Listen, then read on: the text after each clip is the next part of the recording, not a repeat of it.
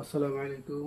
উপস্থিত হয়েছি নবম দশম শ্রেণীর নবম এবং দশম অধ্যায়ের ত্রিকোণমিতিক মৌলিক বিষয় নিয়ে।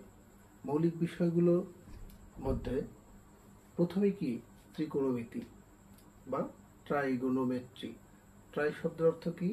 ট্রাই শব্দের অর্থ হলো তিন, মেট্রি শব্দের অর্থ ধার এবং কি সরি ঘন শব্দের অর্থ ধার এবং কি মেট্রি শব্দের অর্থ কি পরিমাপ।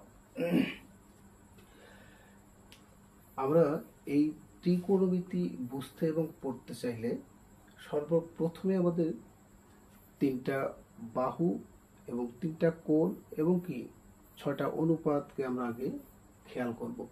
এই ছয়টা অনুপাত এবং তিনটা বাহু দ্বারা যখন আমরা পরস্পরকে আনুপাতিক হারে বোঝার চেষ্টা করব, সেই বিষয়গুলো একটু খেয়াল করি। দেখো, আমরা যখন ত্রিকোণমিতিটা নিয়ে আলোচনা করব, এই ত্রিকোণমিতি সর্বপ্রথম আমরা সমকোণী ত্রিভুজটা একটু ব্যবহার করব।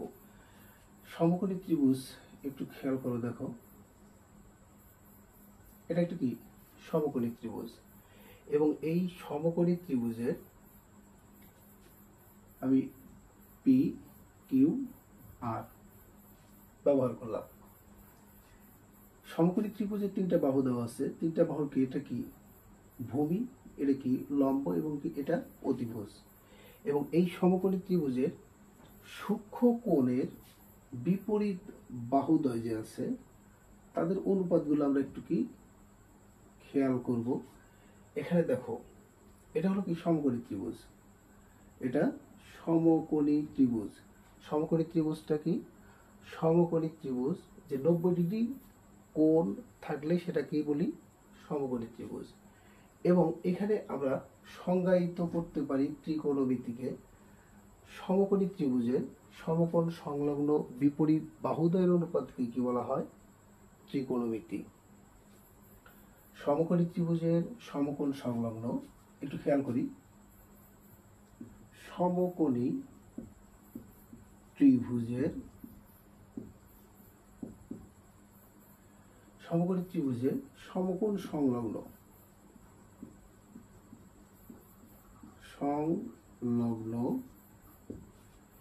বিপরীত বাহুদ্বয়ের অনুপাতকে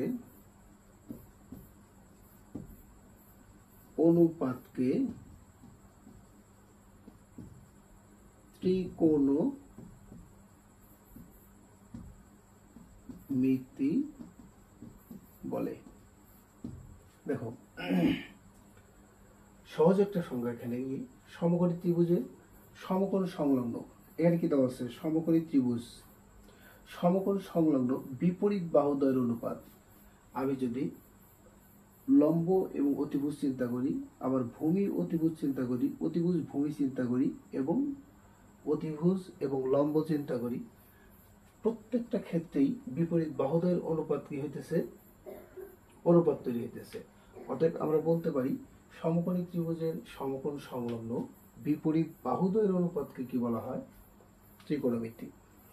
এবং এই ত্রিকোণমিতি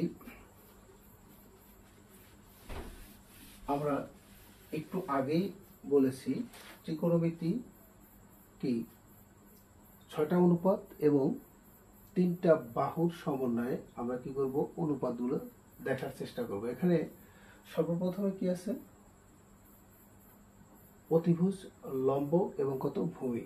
এখন 90 ডিগ্রি কোণ দিয়ে আমরা কিন্তু ত্রিকোণমিতিক যে বাহুদ্বয়ের অনুপাত হিসাব করা সম্ভব না, কারণ হলো এখানে কি কি আছে? সূক্ষ্মকোণ পি এবং আর, দুটা কোণ দেওয়া আছে কি সূক্ষ্মকোণ। এই কোণের বিপরীত বাহু, এখন যদি লম্ব হিসাব করি, আমরা কোণের বিপরীত বাহুটাকে আমরা কি লম্ব হিসাব করি। পি, যদি আমরা পি কোণটাকে হিসাব করি, পি কোণের বিপরীত বাহু কি আছে? লম্ব। আবার আর কোণকে যদি আমরা হিসাব করি, আর কোণের বিপরীত বাহু দেওয়া আছে কি? লম্ব। এখন মূল বিষয়ে আমরা একটু আসি। মূল বিষয়টা কি? মূল বিষয়ে যে ছয়টা অনুপাত এবং তিনটা বাহুর সমন্বয় যেটা আমরা তৈরি করছি, যেমন 6টা অনুপাত: সাইন, কস, ট্যান, কট, সেক, কোসেক।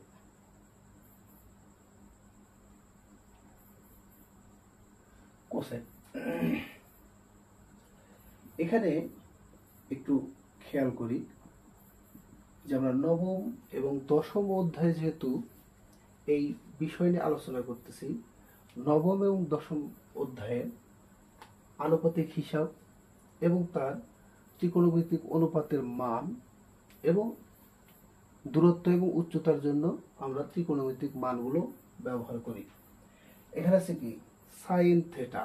আমরা কিন্তু প্রবাদে বলেছি, প্রবাদটা কি সাগরে লবণ অনেক, মানে সাগরে লবণ অনেক, লম্ব অতিভুজ। সাইন যদি হিসাব করি, সাইন লম্ব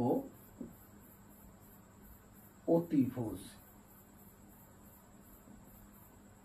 কসকে আমরা চিন্তা করলাম কবরে ভূত অতি, তাহলে ভূমি ভাগ কত অতিভুজ, ভূমি ভাগ অতিভুজ। এবং এরপরে আছে কি ট্যান। ট্যানকে আমরা সাইন এবং কস যখন বের করে ফেলেছি তখন কি ট্যান অটোমেটিক্যালি বের হওয়া সম্ভব। ট্যান থিটা সমান কত, sine theta by cos theta. সাইনের মান কত হয়েছে, লম্ব অতিভুজ। কসের মান কত আসছে, ভূমি অতিভুজ। তাইলে এখান থেকে যদি আমি লিখি লম্ব ভূমি, এটা কি আছে ভূমি অতিভুজ। তাহলে খেয়াল করো, এইটাকে একটু আমরা উল্টাইয়ে দিই। ভূমি গুণ কত, অতিভুজ, অতিভুজ লম্ব ভূমি, আর এখানে কি আছে ভূমি অতিভুজ, ভূমি অতিভুজ, লম্ব ভূমি, ভূমি অতিভুজ।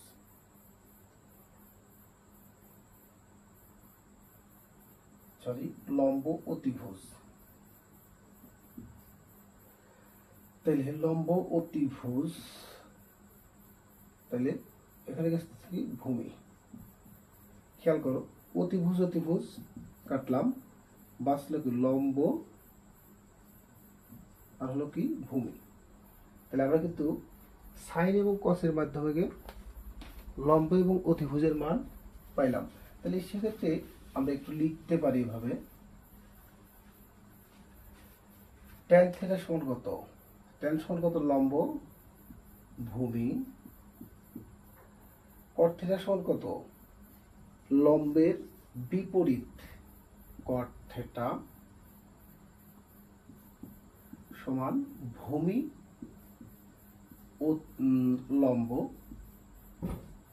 এরপরে কি আছে sec theta, sec theta, sec theta সমান কি আছে সেক সমান কত 1 বাই কস। অতিভুজ ভাগ কত, অতিভুজ ভাগ কত ভূমি। কোসেক থিটা, কোসেক থিটা কি আছে, সাইনের উল্টা কি কোসেক, সাইনের উল্টা কোসেক। তাইলে অতিভুজ ভাগ কত লম্ব। এখানে খেয়াল করো, আমরা 6টা অনুপাত আমরা লিখলাম, এই 6টা অনুপাতের সমন্বয়ে আমরা লম্ব দূরত্ব উচ্চতা এই অধ্যায়টা আমরা এখান থেকে করতে পারবো। এখন খেয়াল করো, আমরা সমকোণী ত্রিভুজ পেয়েছি। এই সমকোণী ত্রিভুজের এখান থেকে আমরা কোণের মান, অথবা এখান থেকে দেখো আমরা 9.1 এবং 9.2 এর ত্রিকোণমিতিক যে সূত্রগুলো দেওয়া আছে সেই সূত্রগুলো আমরা অটোমেটিক্যালি বের করতে পারবো। একটু খেয়াল করি, আমি একটু এই সাইডে আঁকাই নিলাম, একটু ছোট করে নিলাম। ওখানে P Q R theta theta এখন খেয়াল করো, আমরা সমকোণী ত্রিভুজের পিথাগোরাসের উপপাদ্যটা আমরা ব্যবহার করতে পারি। পিথাগোরাসের উপপাদ্য কি? উপপাদ্য কি আছে? অতিভুজ স্কয়ার সমান লম্ব স্কয়ার যোগ ভূমি স্কয়ার। তাহলে অতিভুজ স্কয়ার কি দেওয়া আছে? অতিভুজ স্কয়ার লম্ব স্কয়ার যোগ কত? ভূমি স্কয়ার। এখানে দেখো তো, অতিভুজ স্কয়ার সমান লম্ব স্কয়ার যোগ ভূমি স্কয়ার। এখন একটু খেয়াল করো, আমরা উভয় পক্ষে যদি বাম পক্ষে কি দেওয়া আছে? অতিভুজ। এই অতিভুজ স্কয়ার দ্বারা যদি ভাগ করি, দেখো কি আসে? অতিভুজ ভাগ কত? অতিভুজ এর উপর স্কয়ার লম্ব অতিভুজ স্কয়ার যোগ ভূমি অতিভুজ এর উপর যদি স্কয়ার দেই প্লাস, খেয়াল করো, কাটলো অতিভুজ স্কয়ার, বাঁচলো কত? 1।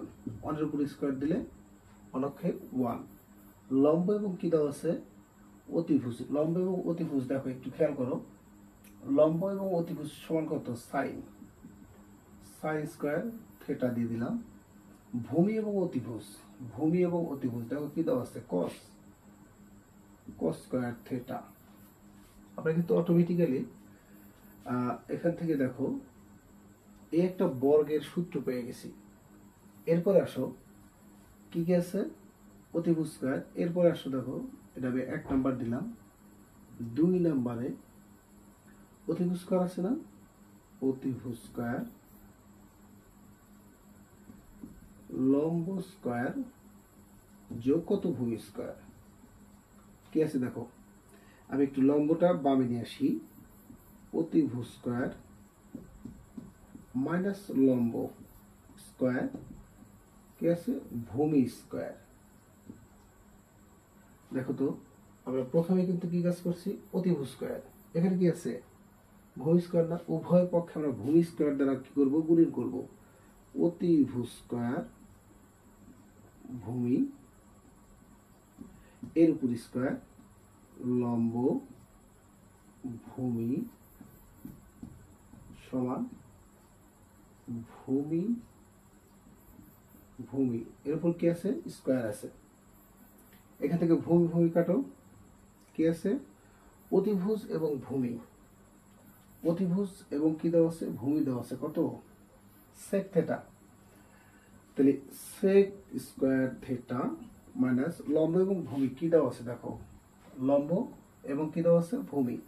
লম্ব ভূমি কি? tan স্কয়ার থিটা সমান কত? 1। দেখো এখানে কিন্তু আমরা আরেকটা ত্রিকোণমিতিক বর্গের সূত্র পেয়েছি। এরপরে আরেকটা দেখো, খেয়াল করো, আমি একটু এই পাশটা মুছে দেই।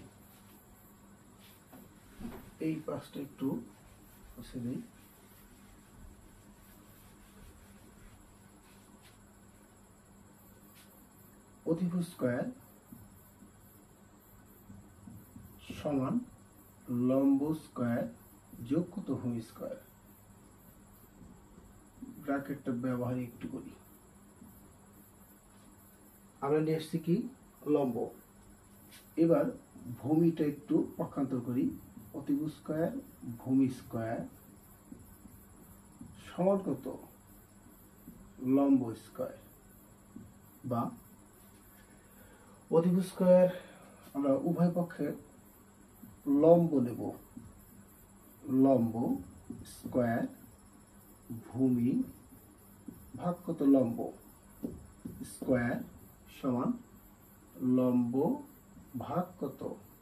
লম্ব এর উপর কি? স্কয়ার। লম্ব কাটো, কি কি আছে দেখো তো? অতিভুজ এবং কি? লম্ব। অতিভুজ লম্ব একটু খেয়াল করো। অতিভুজ লম্ব কোসেক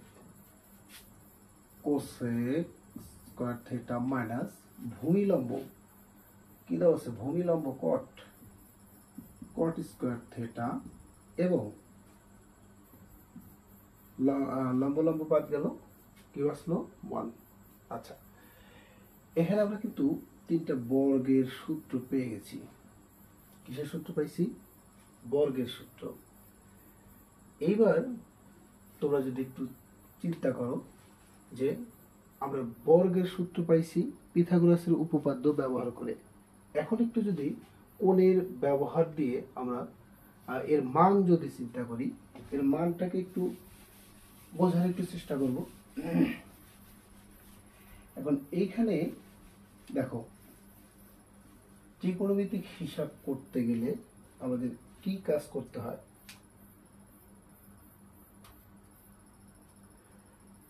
যদি আমরা 30 ডিগ্রি কোণের মান হিসেব করি, দেখো খেয়াল করো,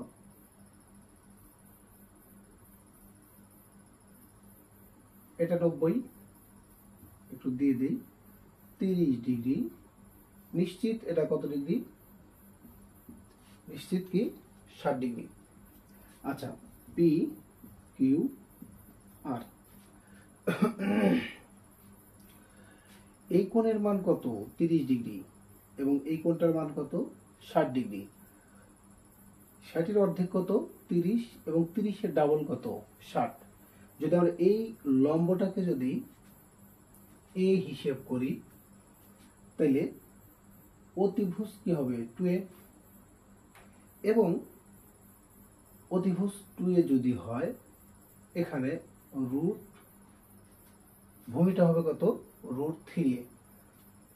তুমি যদি এটা বিশ্বাস নাই করো, তাহলে সেক্ষেত্রে দেখো, পি আর স্কোয়ার সমান অতিভুজ স্কোয়ার সমান লম্ব স্কোয়ার যোগ কত? ভূমি স্কোয়ার।